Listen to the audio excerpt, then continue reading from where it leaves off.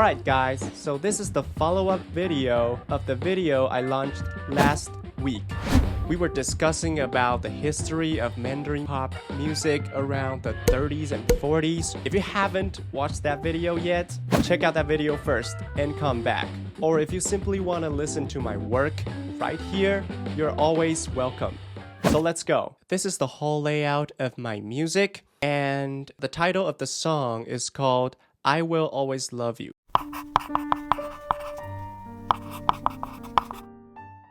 So it's basically talking about a story where two people from two different classes in society, they met each other and they fell in love, but their family and friends were basically not supportive.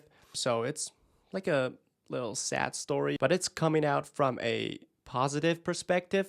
Like, I will always love you even though we have to run through all these obstacles and, barriers, I'm always gonna love you. So yeah, so it's basically a positive mindset to deal with craps happening in real world. So yeah, let's dive into the music. And just to quickly recap, this music is based on the 30s and 40s Mandarin Pop music and my own thoughts, and I blend all of them together to make this music. So yeah, I think you should really watch the previous video and then come back. Anyway, I started off the song with violin. So I layered 3 violin lines together. The first line sounds like this.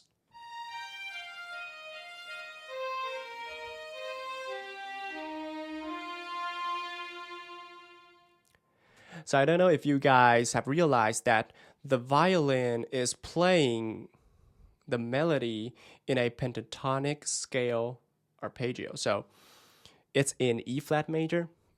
Yeah, it's in E flat major. The second melody line sounds like this.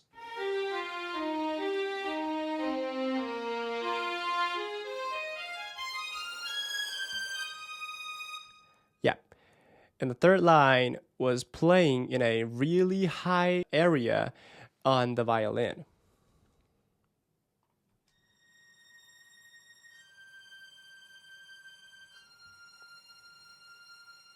Beautiful.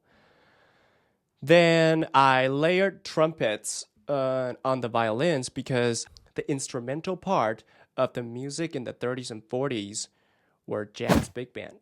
So yeah, I have to take something from jazz, and the instrument I took is trumpet.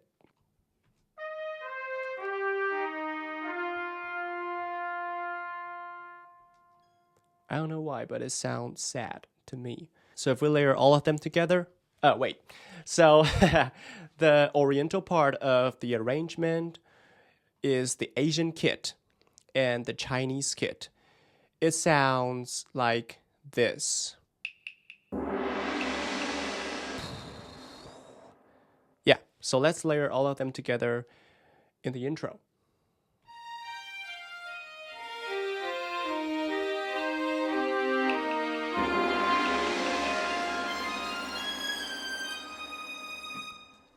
Yeah, so there is no verse, a pre-chorus and a chorus and interlude, but I divided my song into 4 different parts, which are intro, scene 1, scene 2, and then outro, or the ending part. So let's look at scene 1.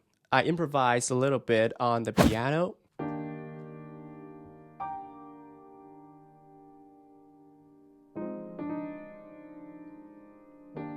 So it's really relaxed and loose. I'm keeping it simple. So as you can see that I'm not playing chords as a supportive backup for the whole music, for the whole arrangement. Instead, I'm just playing a few chords, a few notes, just improvising to really kind of play a contrast melody to a secret sauce, secret instrument in this song, which we're gonna get to later. Aside from the piano, I of course play the violin and the cello. So they sound like this.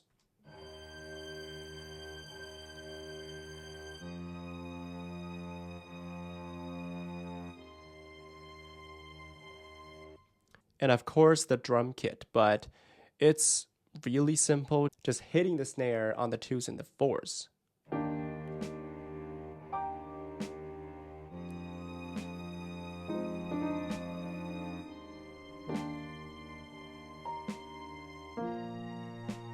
It sounds great already.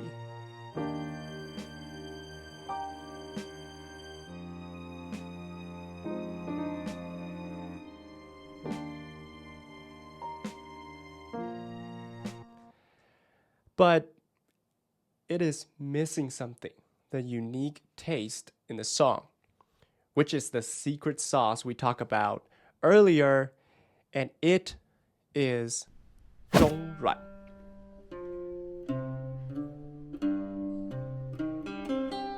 It is an instrument that me and my colleague just happened to talk about at work, and I asked, like, what the heck was that? And he said it was an instrument that he used to play in college, and it's called 中软. It sounds like this.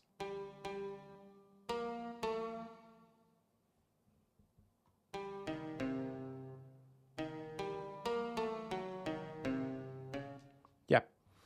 Cool, right? So if we now layer all of them together, scene 1 sounds awesome.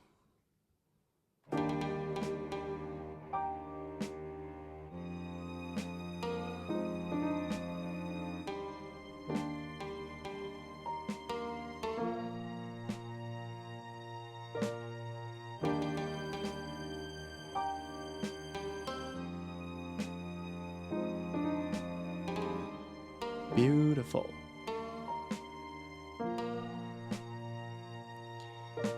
Yeah, and we are entering sort of a climax in scene 1. It's not a chorus. I wouldn't call it a chorus because I layered more violins and I added the trumpets back.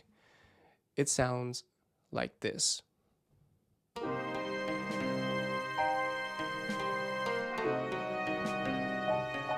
A little surprise here because I followed C minor with C diminished 7, and it sounds just different and cool. B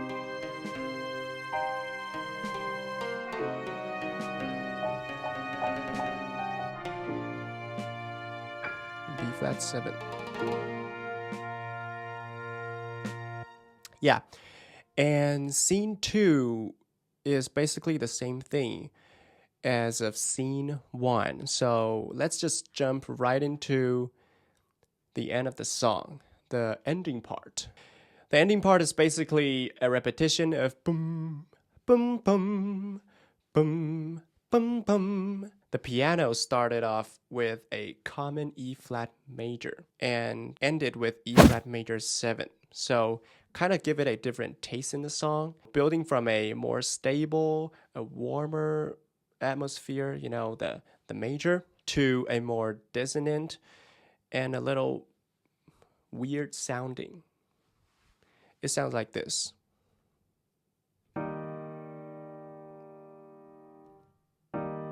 Just E flat major, but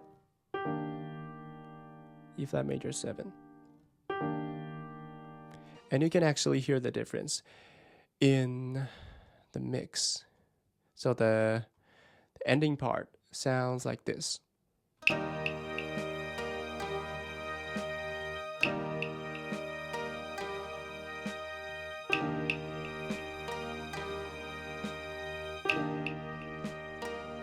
Right? That's it. If you like this content, make sure to subscribe and hit the like button. I'm really gonna appreciate it. And also, please share with your friends who also might like this kind of video. See you next week.